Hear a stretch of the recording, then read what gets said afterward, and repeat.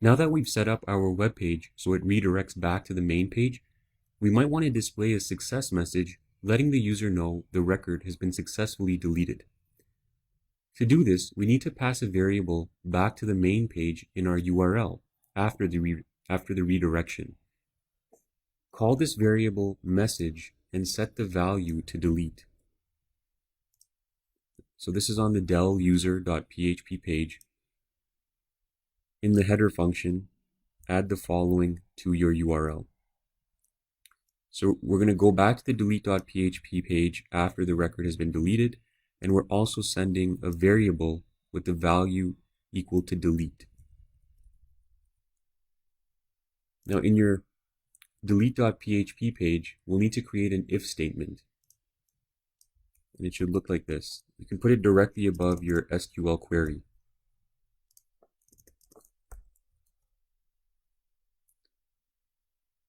Inside this if statement, we need to check if the variable message is not null. We can do this using the Isset function and get method. So here we're checking to see if there's a value attached to the variable message. And the only way there would be a value attached to it is if it was sent back in our redirect.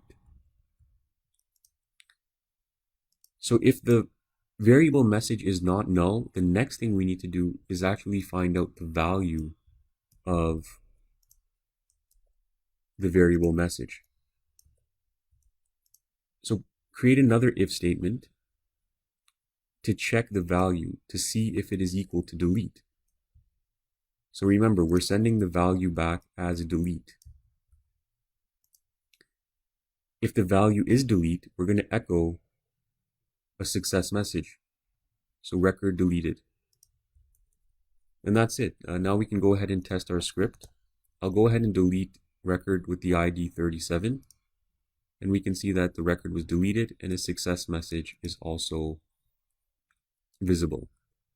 And you can see in the URL that the variable message passed along a value delete inside the URL.